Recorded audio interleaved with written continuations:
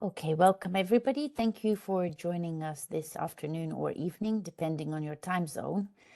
Welcome to the second webinar on the taxonomy-aligning benchmarks. We hosted one this morning, which was a great success. We had several hundred people joining and asking very good questions.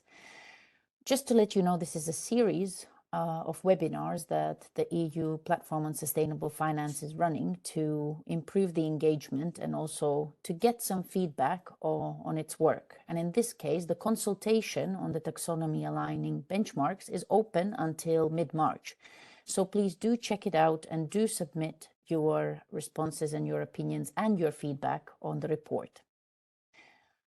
So today we have Professor Andreas Hoepner, who is joining us to actually explain what the TabX and tabs are for, what the purpose is and how to use them. And also he is very kindly agreed to stay on and discuss some of your questions that you might have. And this is a unique opportunity to ask about the things that you've been wondering about or what you have heard on this webinar and to get some direct clarifications. Andreas is a rapporteur for the platform, and he is also one of the most distinguished professors on financial data. So it's very exciting to actually hear from the source about this particular piece of work, focusing on the taxonomy aligning benchmarks. So Andreas, please, let's get started. We might have more people joining in a few minutes since we're only 1 minute past the hour. And just to let everybody know, since we are running this as an interactive webinar, if you want to speak, all you need to do is to raise your hand. There's a little hand at the bottom of your screen, and we will unmute you. The other option is to use the chat. It is enabled. We will see your questions and we will take them one by one, and we will answer all of them. Or alternatively, you have even third option, where you see 3 little dots. You can push the button and there's a Q&A part where you can submit your question that way as well. So thank you everyone for joining, and Andreas, the floor is all yours. Thank you very much, Linda. Thank you very much for listening in. I know we had about 300 signed up for the evening slot, 500 for the morning slot. So whoever is there can ask questions. This is very much about a Q&A and a joint discussion to basically for you to ask about tabs. If you have related questions to us, if there are other things, please also don't shy away from asking them. And so it's really the ambition is to have a joint discussion. Otherwise, we could likewise just do a video.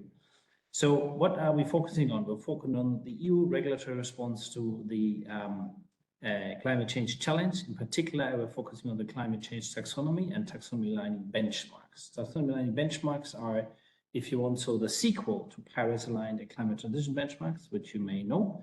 I'm Andreas Hoepner. I'm heading the Data Science Hub for the EU Platform for Sustainable Finance.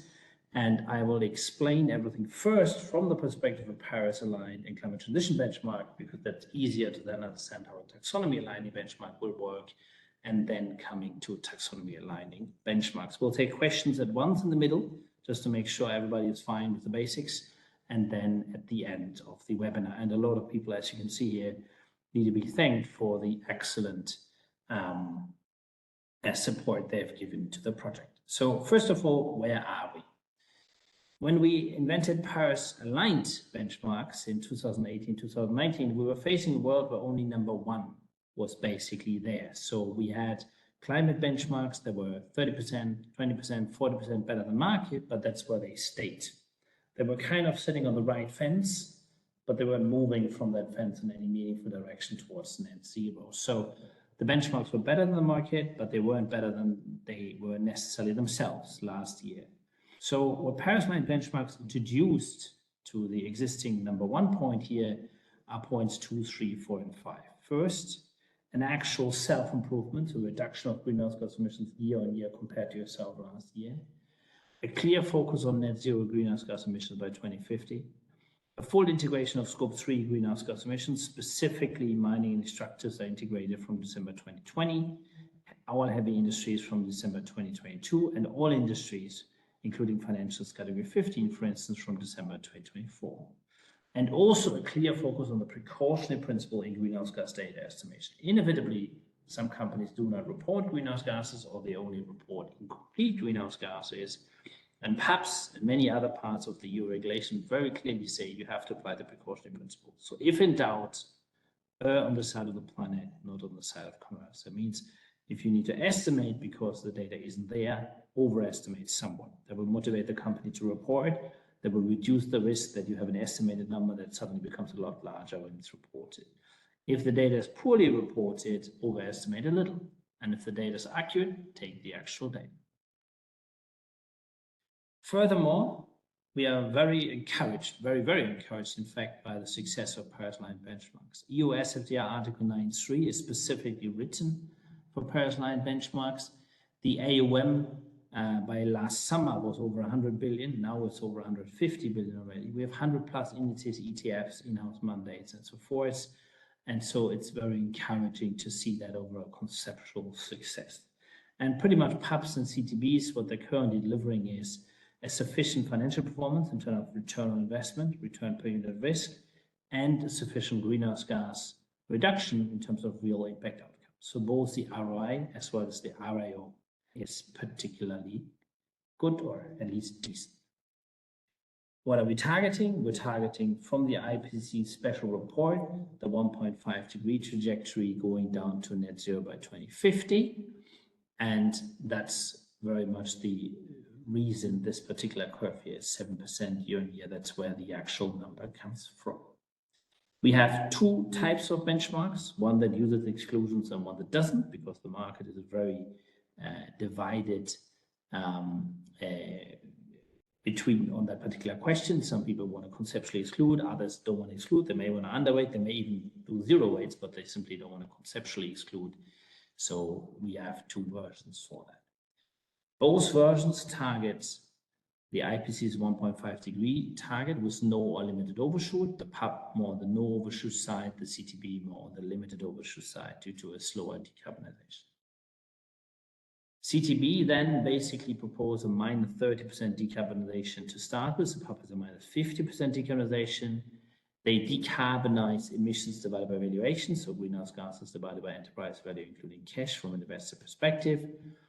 And they do that at a 7% speed year on year. In fixed income, they can also decarbonize absolute emissions. Then we have two provisions to prevent greenwashing. One is that in the equity indices, there's an allocation constraint that you basically cannot move out of heavy assets. So if the benchmark universe had a lot of heavy assets in it, 50-55% heavy assets, then the actual PAP had to carry the same heavy assets. This means that a PAP will decarbonize within heavy assets and within light assets pretty much separately. So when you're taking money out of certain very heavy assets, you move them into the more efficient, the better industrials, the better telecoms, and so forth. You're not moving them out into consulting companies. And then we have the exclusions. There are no exclusions on the CTB, but there are exclusions on the Paris-aligned benchmarks, and these are firms that are excluded with more than 1% revenue from coal, more than 10% revenue from oil, and more than 50% revenue either from gas or from inefficient electricity producing with more than 100 grams of CO2e per kilowatt hour. That's the basis for PAPs and CTBs, overall 150 billion in just about 3 years raised for this concept. This is a minimum requirement, so any index provider would normally put on advances beyond that. Some go straight from -10 rather than -7%. Others have used scope 3 from day one. Again, others overlay with other scales of screens. So it's really the minimum that anyone can exceed upon. But if there's any questions on this concept, because that's very important that we are leveling on this before we go to the explanation of taxonomy-aligning benchmarks, please, they are very, very welcome.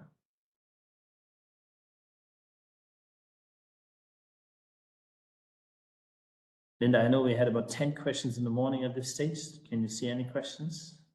I cannot see any yet, but I think in the morning we started getting them maybe a little bit later. So let's see, maybe we have a slightly more silent audience in the evening. Okay. Then I'll continue. So in the same scheme, I shall present taxonomy-aligning benchmarks. So first, on taxonomy-aligning benchmarks, we have two climate imperatives. So we focus on the IPCC 1.5 degree with limited or high overshoot. Notably high overshoot here because we won't have an initial decarbonization threshold. So we're not starting from -30, -50, we start from ±0, as was demanded in stakeholder feedback, for instance, from some members of the Net Zero Asset Owner Alliance. And so we're not being able to say that this is necessarily no overshoot or even limited overshoot. This is most likely high overshoot. And then we focus on increasing the green capex. So the actual green capital expenditures, the key transition metric, we're aiming to basically increase their green capex 5% points year on year. So in essence, globally speaking, we may have 2% green capital expenditure. We go 2%, 7%, 12%, 70%, 22%, 27%, and so forth. So it's very much the ambition here to get that green capital expenditure increase year on year so that we get the grid green, essentially the overall grid that we all draw the energy from. If we get that green and some other investments made, of course, as well, then ideas like green hydrogen will become a lot more realistic and so forth. I'll come to that in a minute, Marie. There is just no other way than allowing overshoot if you do not have an initial decarbonization. So we don't have an initial decarbonization here. So we're not -30 or -50 to start with. You can read the documentation from the Net Zero Asset Owner Alliance, who specifically requested that. They specifically requested a version of the index that starts at ±0. And if you start at ±0, you decarbonize 7%, and you allow for decarbonization holidays. So the idea is basically that if you have 100% green capex, you would only have to decarbonize 0%. If you have 50% green capex, you only have to decarbonize 3.5%. Then you will need to tolerate some level of overshoot. Of course, the IPC itself tolerates limited overshoot. So it's great to see the questions coming. Please keep them all coming. I will continue to explain the 5 concepts and then go through all questions step by step. So now we're increasing the 5% points of green capex year on year, and that particular increase allows for a decarbonization holiday. So the idea is on a PAP alone, if you're decreasing 7% year on year, that's great. But what if I put all the money in a wind park or a solar farm? I develop something new. So in that sense, I may create new emissions. It doesn't seem realistic that I can be on a stringent emission reduction diet at that point.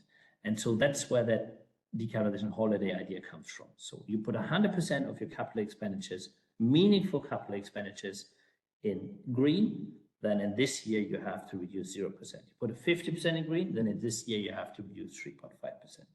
And it's hugely important to understand here that last fiscal year's capital expenditure is a wonderful measure because it's both forward-looking, it's capital expenditure is supposed to drive the future, as well as its evidence. It's not just lip service, it's not just something that one Shell CEO says and the next Shell CEO takes back.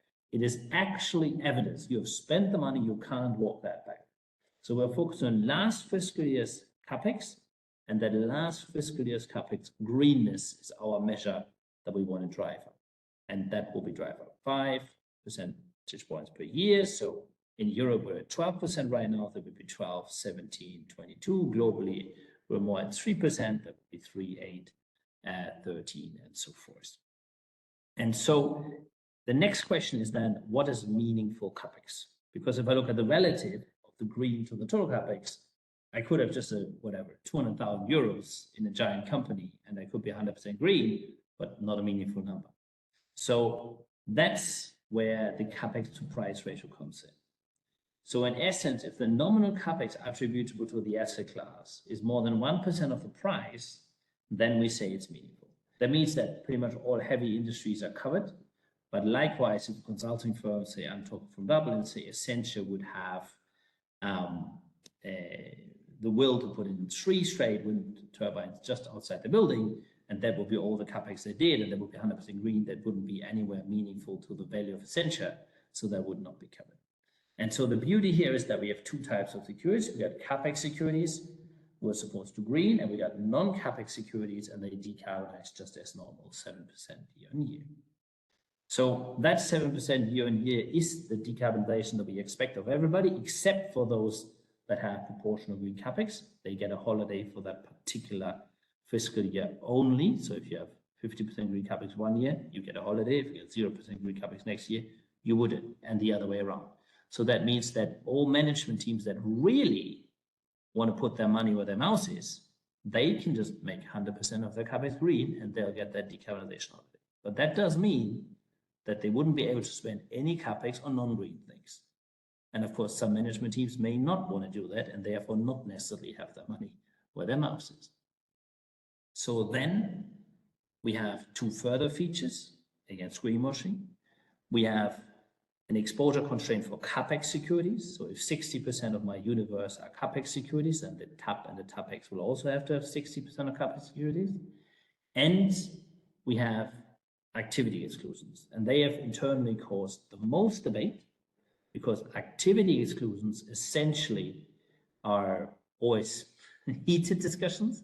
And here they're a little bit more complex. So in essence, you're excluded if you're exceeding the 1% threshold from coal on both revenue and CapEx.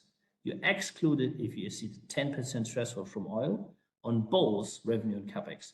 And you're excluded if you exceed the 50% threshold from gas on both revenue and CapEx, which in turn means if your CapEx is below the threshold, although your revenue is above, so historically you've been a not particularly good company, but in the future you actually really invest in green, for instance, then you're fine. But you have to report that yourself. So footnote 3 here says very clearly that precautionary principle applies. So if a company is not willing to report disaggregated CapEx, then they're out as long as the revenue is too high. But if a company is willing to report disaggregated CapEx, which is any oil and gas company, so if they can prove that they have less than 50% in gas and less than 10 in oil, then they would be qualifying for the TAPEX. So the taxonomy-aligning benchmarks with exclusion. And so here, really, it's an offer to any company to participate if they actually put their money where their mouth is, if they're following. We're looking at last fiscal year's green CapEx. That money is spent, you can't get it back, so that's a definite, not just a lip service, and it is forward-looking. Really a beautiful measure in many ways. Additionally, we do recognize, and there may be a few US investors on this particular webinar, we do recognize, of course, that green CapEx data is fine for Europe. 1,968 companies had to report so far, of which 1,600 did, and about 800 reported non-zero values, so it's pretty good. You have companies like RWE, about 13% green revenue, 83% green CapEx by EU taxonomy, so we actually see companies reacting. But at the same time, outside Europe, while we do have green taxonomy numbers for American, Canadian, Mexican, Chilean, South African, British, Swiss, and some Asian countries, but it's not that many companies. So in essence, if companies elsewhere in the world would like to participate in this and show that their CapEx is green, but they do find the taxonomy, in particular, its do no significant criteria, rather laborious and rather related to EU legislation, then we're saying for half of the 5 percentage points that you're increasing, so for 2.5 of that, you actually have the ability to take an estimate from a vendor that confirms that taxonomy significant contribution is fine, minimum social safeguards are fine, but the vendor can basically estimate the last DNSH that otherwise is hard to see. So you can be there if you're basically hitting everything except for that very last DNSH. So simplifying that approach a little bit to open up in particular to non-EU companies. So that is the structure of TAP and TAPEX, and visually speaking, it means we have a decarbonization strategy like in the PUB, and we're greening the CapEx 5 percentage points year on year, targeting 100% green CapEx prior to 2050, well ahead, so between 2040 and 2045. This is a global chart here. If we looked at an EU chart, we would be starting around 11, 12, 13%, depending on universe. So at this stage, I see that we triggered a lot of questions, which is brilliant. That's exactly why we do it. So let Linda moderate, and we have a whopping 40 minutes left for questions. That's great. Yeah, wonderful. I think the timing is perfect. So Leo has the first question, so we'll take that one first. Does the 7% year-on-year reduction limit ability for benchmark administrators to select assets that may be decarbonizing at a different rate? So is there a need? The answer to that is no, because the benchmark administrator decides the weights And so in that sense, it's no problem if some companies decarbonize 3% and others decarbonize 11%. You basically can either average them, or you can give the one with 11% more weight than the one with 3%. So the 7% enables a benchmark administrator to pick any company, even some companies theoretically that increase. They'll just have to make sure that overall the weighted average carbon intensity is reducing at least 7% year on year. Perfect. Because then he's following it up with another question: if there is a need for greater nuance in the methodological requirements, for example, accounting for constituents in high-emitting sectors with credible transition plans, or constituents operating in emerging markets. But I think you pretty much answered that question more or less with I'm happy to come to that as well. The answer is no. First of all, we don't have that in Paris-aligned benchmarks, which have done really well. And second, any considerations when you start to treat sectors differently is a very, very slippery and dangerous slope. First of all, the question is, what is a sector? Nowadays, one company, one sector is completely unrealistic. Like most companies trade in a whole range of individual activities. In the platform currently, we're working on a pure play imperative. So essentially every country should be broken down, at least analytically, to pure play activities that you can actually analyze them. Ideally have a pure play matched to a legal entity identifier. So, this is a legal entity, subsidiary that does this activity. And that then allows to look at a more detail. But any considerations that are based on pretty much insufficient sector classification as we see them is an enormously slippery slope. The benchmark administrator can simply decide this is a minimum standard. If they prefer to give certain companies a 9% requirement and others a 5%, that is fine. It's up to the benchmark administrator. But certainly the planet has to go down 7%. So that's the baseline expectation for anyone. Fantastic. We actually have a question that I think is either the same or very similar from the morning session. So the TABEX, so the exclusion, taxonomy-aligned benchmarking, does not include among exclusion criteria companies whose main activity is electricity production, despite the fact that the carbon intensity of electricity production cannot be compatible with the Paris Agreement targets above a certain GHG intensity. Those issuers are excluded from the EU Paris-aligned benchmarks and also from the revised version of the French Socially Responsible Investing Fund label, which will be applicable from March 2024. We have noticed that these issuers were first included in the list of excluded activities in the draft TAB and TABEX proposal, and later removed in the final version of the document. So this person's wondering why. They must have seen the platform version. Yes. So the simple answer to that is that the utility criteria above 100 grams of CO2e per kilowatt hour is very, very complex to measure and document the capex on.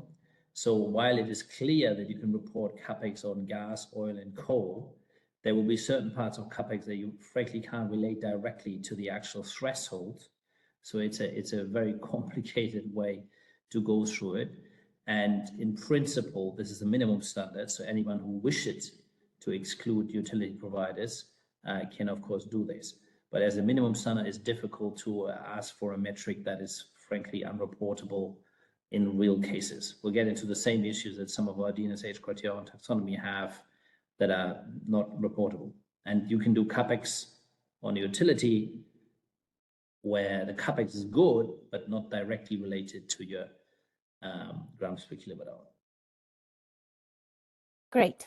I think there's also another interesting question about the capex and subsidies. So does the scaling green capex take into account subsidies? Subsidies or subsidiaries? Subsidies. Subsidies. So this is the green capex as per last year's, in most cases, IFRS report. So if that green capex is subsidized by your government or by anyone else, that's fine. We have no opinion on how that should be financed. You don't get a bonus if that green capex comes from a green bond, and you don't get a malus if it comes from a subsidy. So it is the green capex that you put forward in your financial report as an issuer. And in many ways, I guess, if subsidies support it, then that's a good thing. Fantastic. I think it's also interesting that Ambra has another question. So these are more detailed questions from somebody who I believe probably has read the report and the legislation very carefully. Categories of pre-filters are not detailed enough. For example, it's not clear what should be included in tobacco activities. So, for example, do the same filters apply as per the EU Paris line benchmark as stated in Article 12 of the Delegated Regulation 2020-1818? Yes, Cultivation and production of tobacco. The pre-filters are, and you can see that in, let me take a step back. Anyone who wants to ask very detailed questions, please feel free to reach out on LinkedIn. Very happy to discuss them. The short answer here is yes. The pre-filters are supposed to be absolutely equivalent to PAPs. You can see that in the latter part of the draft where the language is a bit more legal. Exactly. I think there's also a very, again, more of a legal question around social filters. So it's about UNGP, so the UN principles versus UNGCs.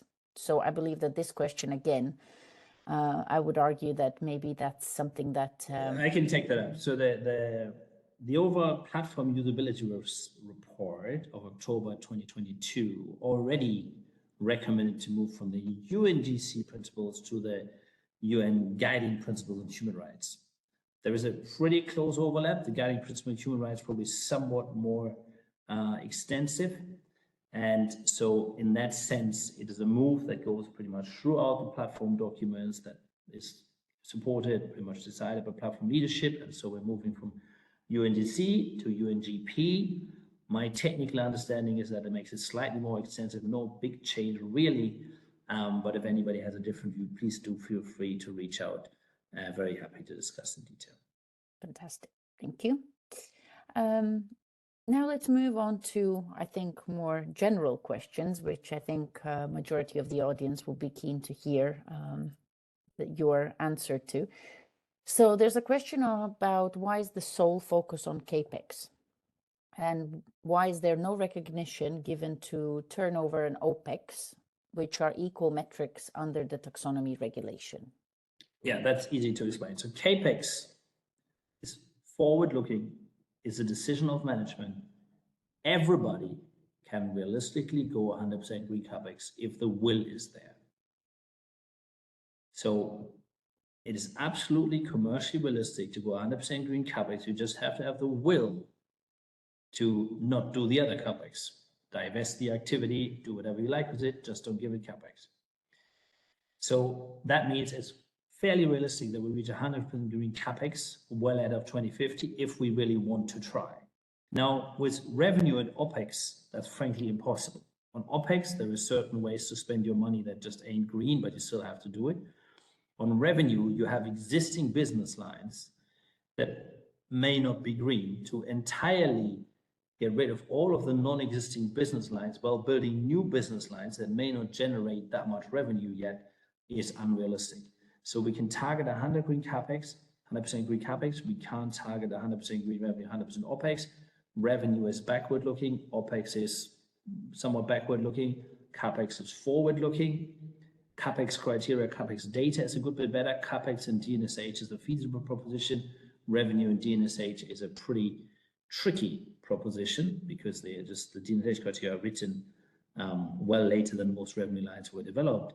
And so that's why we're focusing on CAPEX. We really want to shift the future. We're not intending to be too much backward looking here. Perfect. Thank you. It's all about transition. Transition is CAPEX, transition ain't revenue. Well, this actually links very nicely to two questions that are interlinked. So it's focused, the questions are focused more on the transition of certain assets that I guess are very tricky. So the first question was about, is it not more effective to green or transition companies that are exposed to coal, gas, and oil? So why are they excluded? And the second question is about ESG data providers that are not publishing data on coal, oil, and gas based on CAPEX. So in this case, should let me take the first question there be first. revenue data considered. Yes. So from a transition perspective, coal, oil, and gas are excluded from a PAP, not from a CTB. Coal, oil, and gas are not excluded from a TAP, and they're not excluded from a TAPEX if they want to transition. We're only excluding coal, oil, and gas firms if they do not want to transition.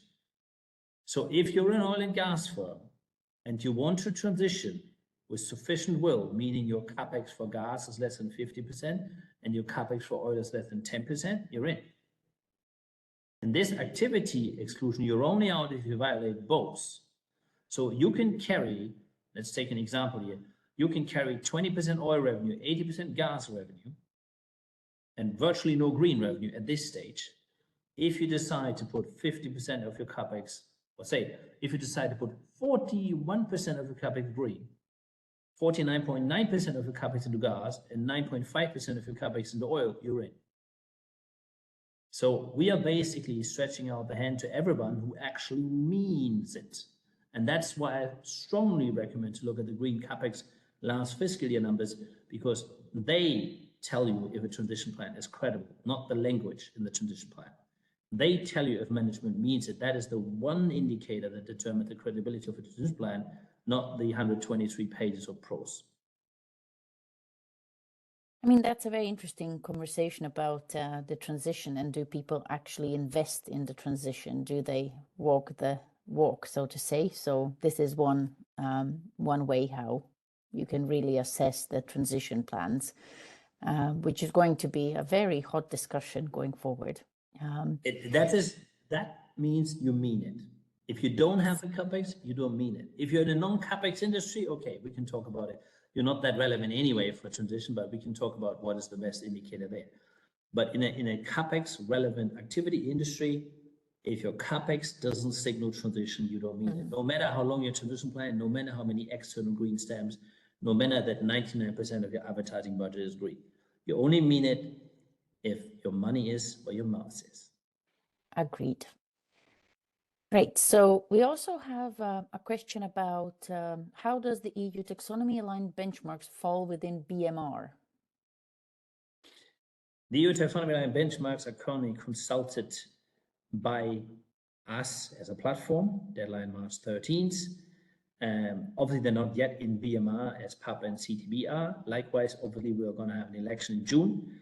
So subject to the election not doing some very unexpected things, I would hope that we would see them in BMR at some point after the election. Great, thank you. So I believe we have another 2 or 3 questions, which is great. So please keep them coming. I think that's the Q&A is always the most interesting part, since we get to dig into more detail. So Jessica has a question about, again, linked to transition, that we are currently looking into assets which are part of the transition in the current economy, meaning assets we will still need tomorrow, but currently don't qualify or not considered as green. However, we still need them as part of a future EU taxonomy once they have invested in mitigating their impact as much as possible. So what is your view on this? That essentially what Jessica is saying, that she feels that currently these type of companies are being disregarded as future green.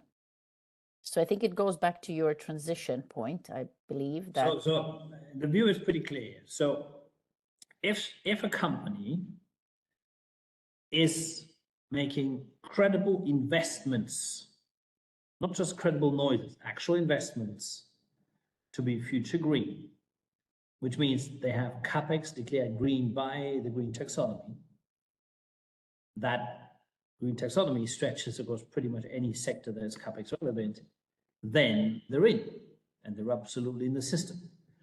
If, however, they either are in an activity that is just not their CapEx related, or their CapEx isn't in any way green, then we would expect them to decarbonize 7% year on year. So this is a broad benchmark for any activity, from consulting to utilities, from chemicals to some sort of software tech that isn't really related to the taxonomy.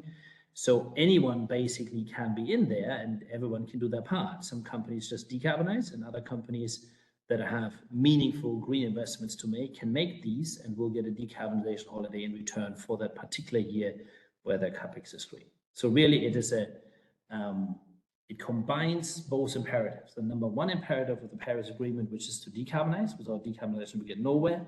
And the number two imperative, which is to green the economy, so that we actually make sure that the decarbonization will be accepted, tolerated, even encouraged at the ballot box. Thank you. I think that it's also marrying the macro and micro, because Paris Agreement set out the macro idea that we need a transition and this is what we're going to do by a certain date. This is actually helping very realistically to do at least something a little bit more science-based and measure the success of the decarbonization. Very good comment, Linda. On any benchmark administrator in the audience, and I saw some names already, that's essentially what benchmark administrators do here. Yeah. They marry the macro and the micro. They take an economy view, and then they, in their own rules, which they may put on top of the actual minimum standard that we're proposing here, they decide how to translate the macro into the micro. So the weighting decision by any benchmark administrator would be the micro. Our concept would be the macro. Good. So let's move on. We have more questions flowing in. So I think that it's interesting. Robert Adamczyk, one of the platform members, is also saying that how we define transition will be key. We should work more on this. It's true. There's currently a lot of discussion as to what does transition finance and transition look like, but there's also a lot more work happening on platform level and elsewhere on this. So there is somebody else also asking, for companies that issue bonds, such as pension funds, sovereign wealth funds, or financing vehicles, how should one apply CAPEX-based exclusions?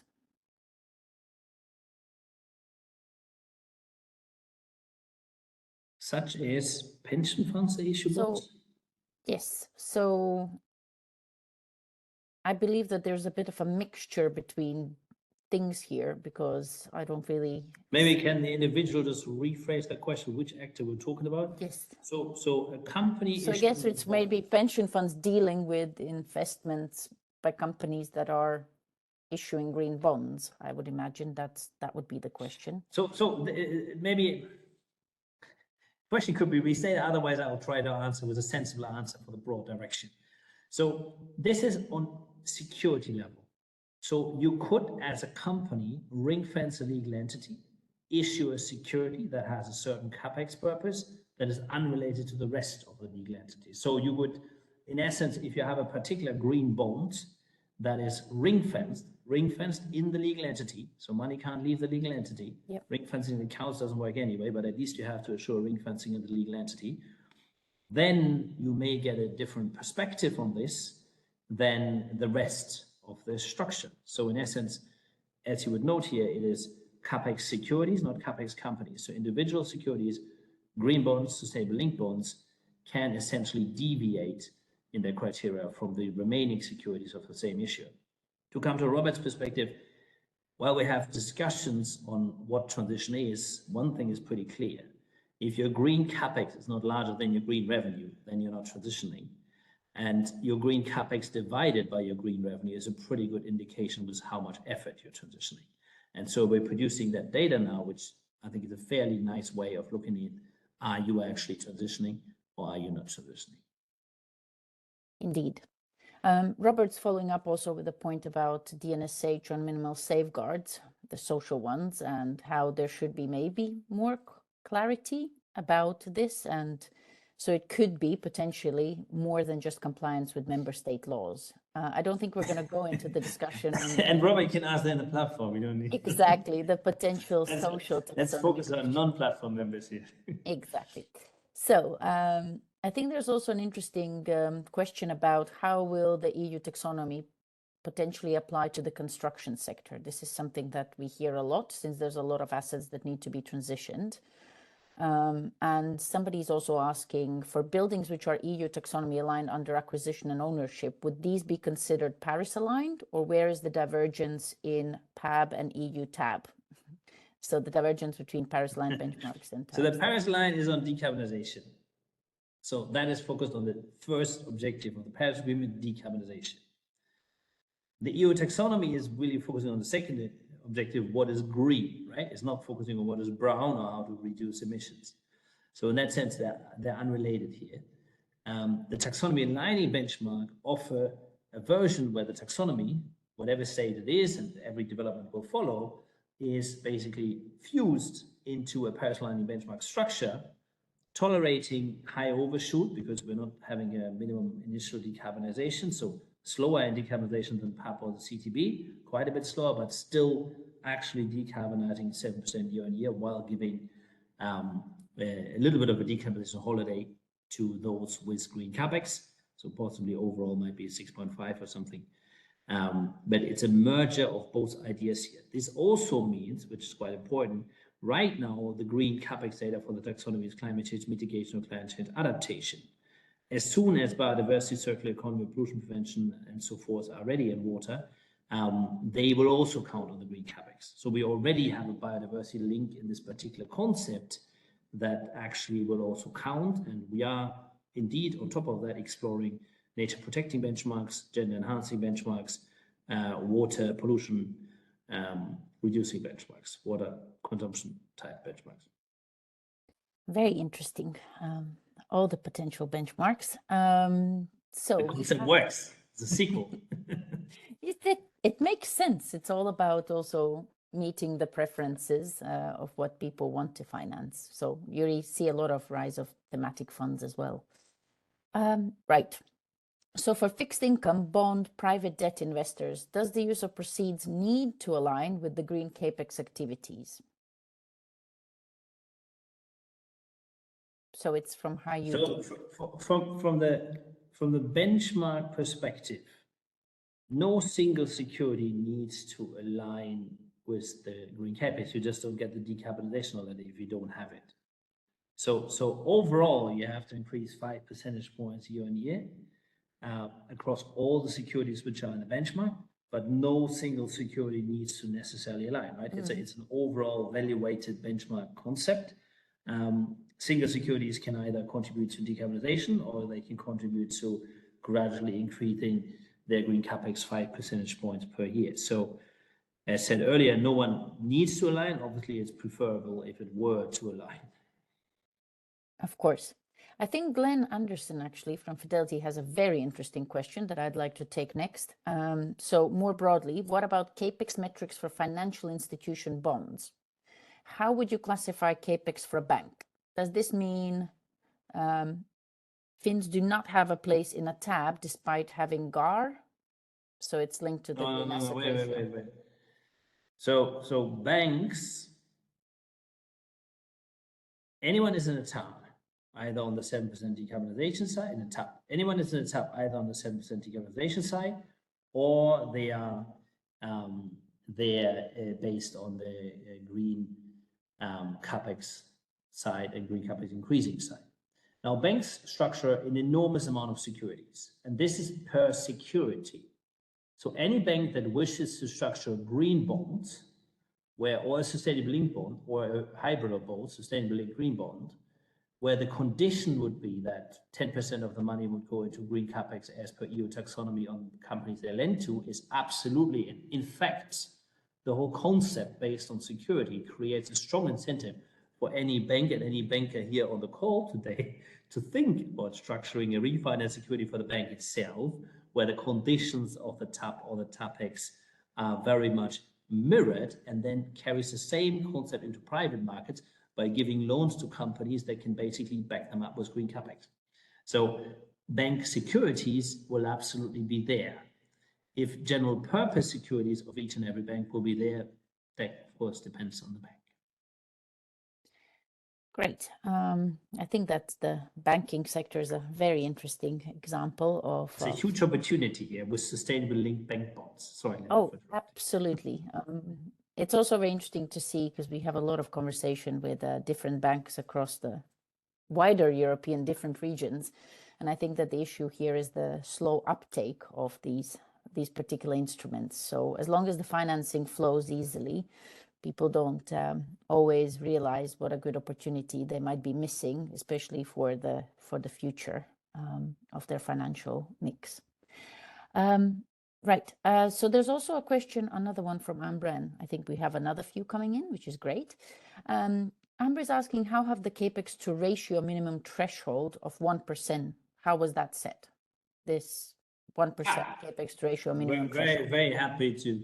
And by the way, so first of all, I'd be very pleased if anyone who's interested adds me on LinkedIn, because I don't really know who I'm talking to. You kind of listen to me, and happy to discuss all these questions in more detail. There seem to be a lot more questions that we can cover in the next 15 minutes.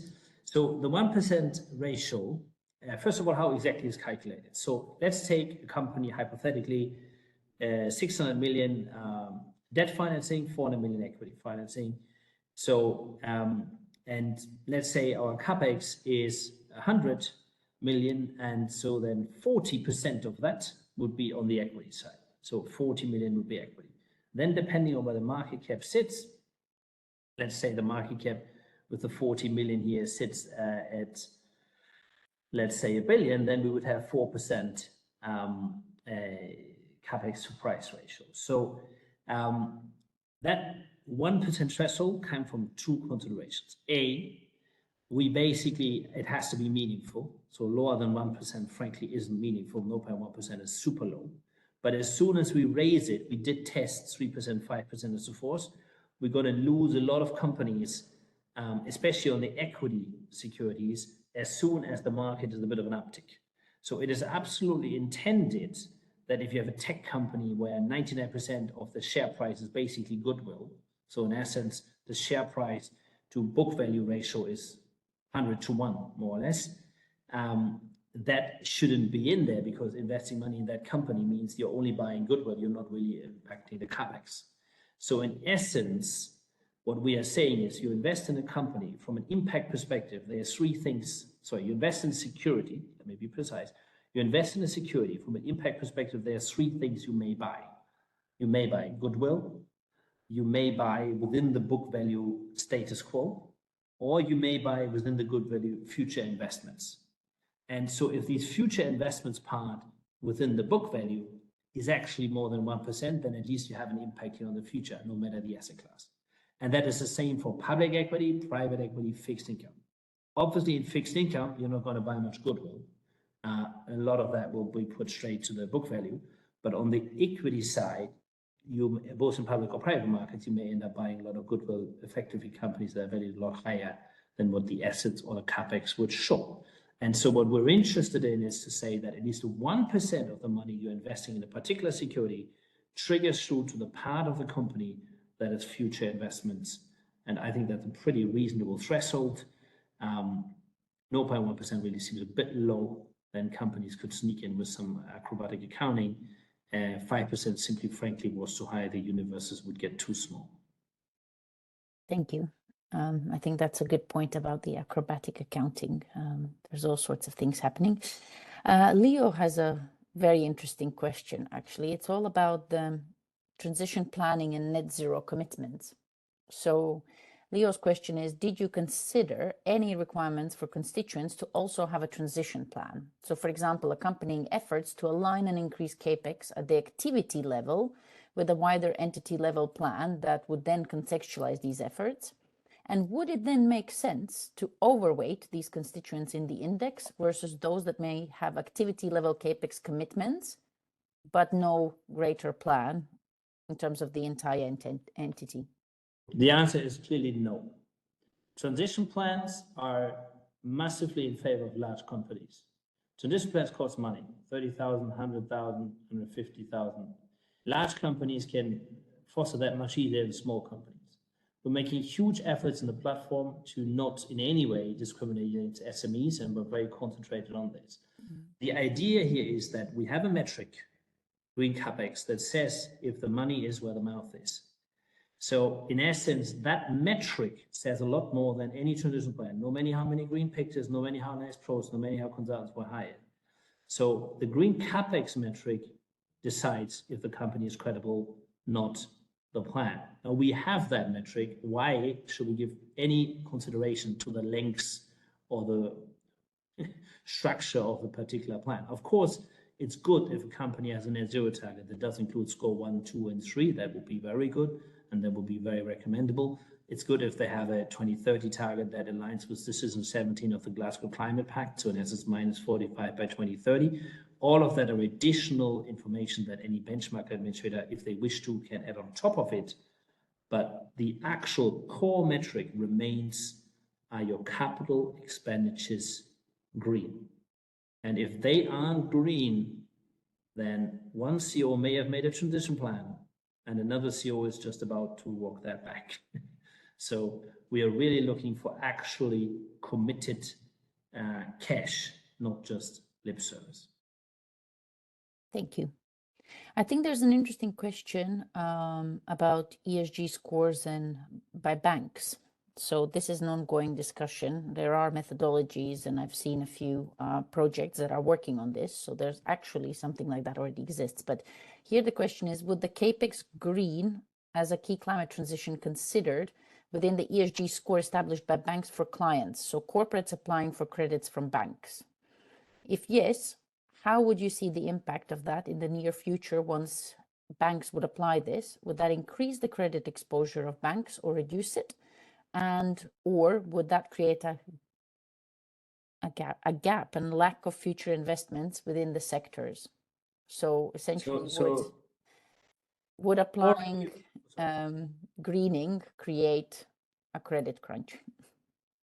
So already, when the PAPs were developed, some banks had internal green supporting and green penalizing factors.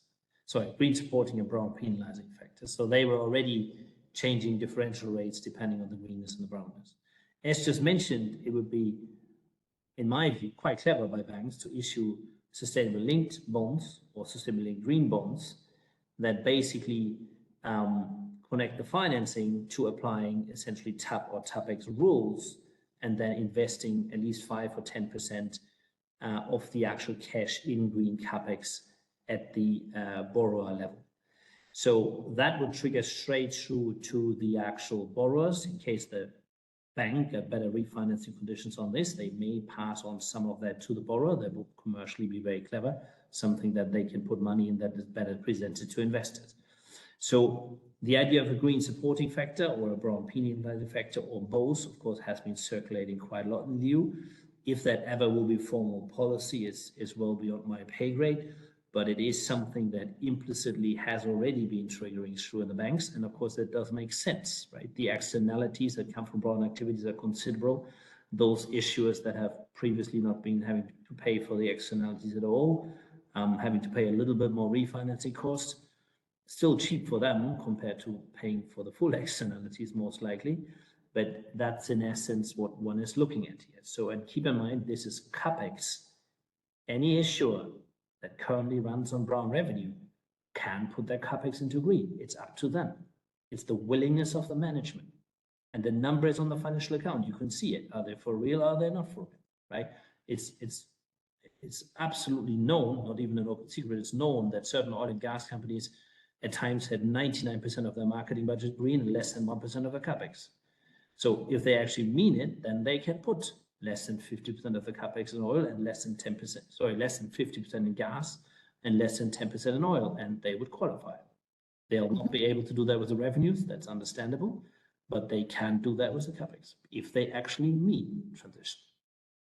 Yeah, so that's the one part they have control over. And they have control over straight away. That's something they can change at the next management meeting. So we also have a question that is a bit broader and from the investment side. I think Jaime from Chile is asking more about technological solutions for verification of bottom-up information about investments and assets and companies that I think we won't tackle on this particular webinar, but I do believe that there's more and more opportunities there because there is also a business case. So I believe that from what I've seen, there's been a huge increase in the number of companies trying to provide these solutions. So I think that eventually will also be solved as a macro issue. So Jessica has a point about our impact fund has defined a 7.5% year-on-year reduction for the companies, the investees. Here, they leverage sustainability-linked loans. However, the underlying assets in the portfolio are not EU taxonomy eligible. So what Jessica would like to hear is, it would be interesting to know what current talks and developments are happening to tackle a situation like this, and what you could imagine happening in such a situation. So, I mean, So, for example, she's mentioning, just to finish it, she's also mentioning later that they do receive a few points discount on the rate, but it would help to have it clearer for banks that not being EU taxonomy aligned means the asset is not taking part in this big decarbonization effort. Yeah, so 7.5% of it is great. So if that's the weighted average impact fund, then you automatically are essentially qualifying for a TAP or a TAPEX. If you have initial decarbonization of -30 or -50, then it would even be good enough for a CDB or a PAP. So that's brilliant. It's very difficult to answer without knowing the underlying assets. So if you could reach out on LinkedIn, very happy to pick the question up offline. Otherwise, I'm massively speculating. Wonderful. So that's actually, we have tackled all of the questions, which is impressive, because I think for the first one, we slightly ran out of time. If you have any last minute questions, please do put them in. Okay, we actually do have from Islam, as per his understanding of your answer on the CAPEX and the effect within the ESG score, that corporates have room for changing the percentage of green CAPEX, which is a way out to reduce it. So the following question is, would there be a stricter limit that could take creditors out of the eligibility from taking loans from banks, which might affect banks and its credit portfolio and lose clients? Is that something within the draft of EU regulation that could take us to a drop within the banking sector and probably the economy widely? So I believe that's the same issue, that would there be some sort of credit constraint to the market due to this greening effort? So on the taxonomy-aligning benchmark, with or without exclusion, and let me say this again, no one is out. Even the exclusions allow any company that wants to be in to just hit the CAPEX threshold. So in essence, anyone can be in if they have sufficient will to transition. And that's basically what it comes down to. It's as easy as that. Does a company in their future investments, capital expenditures, really put them into green activities or not? And the EU taxonomy covers pretty much any activity that really is CAPEX intense. Anything else can just decarbonize 7%. It just doesn't have so much CAPEX. And so in that sense, it's fine. It's not really needing to shift machinery or other aspects. And overall, companies can be in if they're willing to actually make their CAPEX green. On the TAP, if that particular effort is too complicated, especially for non-EU companies, they can essentially maybe not be just exactly there on one DNSH criteria. On the TAPEX, it's the full compliance with the EU Green Taxonomy. And so it's really up to every individual management team. If they're real about transition, we understand revenue and OPEX may not be as green as someone would hope to for a while. It's really difficult to actually change them fast. They're like big tankers in many ways. But CAPEX is something that you decide fresh every year, pretty much for next year. There isn't much stickiness to that. So it's up to the will of the management, and it's up to anyone to encourage management to do that, and to any analyst or investor to look at what is the CAPEX percentage green compared to the revenue percentage green, of course, for CAPEX intense securities. So especially for transition, where any sector that really matters for transition, any activity that really matters for transition is a CAPEX activity in many ways, there is a beautiful opportunity here. Last fiscal year's CAPEX, I cannot stress that enough, is the best number for the credibility of the transition plan. It is forward-looking, yet it is committed. It can't be walked back, not just lip service. And in the same vein, I believe that the banking question, there's nobody mandating banks to apply certain type of criteria of how they lend. That is actually also a board level management, etc., decision in terms of what kind of stricter criteria or rules banks internally apply to how they finance, what loans they give out, which businesses they refinance or lend to. So there's one last question that I would like to take because I think it's actually very interesting and might be something that people are wondering about. So we have 1 minute left, but Tariq is asking, is the EU taxonomy looking at measuring capex being incurred by suppliers of a company? Is capex discussion all about scope 1 and 2, or do we also take into account scope 3? At this stage, we looking at the capex of the actual issuer. Of course, certain vertical decisions may imply outsourcing to supplier or insourcing again from a supplier. We are very aware that the scope 3 logic is hugely important. You may have seen in SFDR that there is sovereign scope 3 straight applied, and we're working on that in detail. Likewise, we are likely going to include a scope 1, 2, 3 logic in our water benchmarks. So basically look at water and scope 1, 2, 3 for the taxonomy itself. That might be a step too early. I mean, it is a quite intense and rather complex instrument. So we're focusing it on capex. We're focusing it on the future thereby. That is all very helpful. At this stage, we're going straight into a supplier's capex.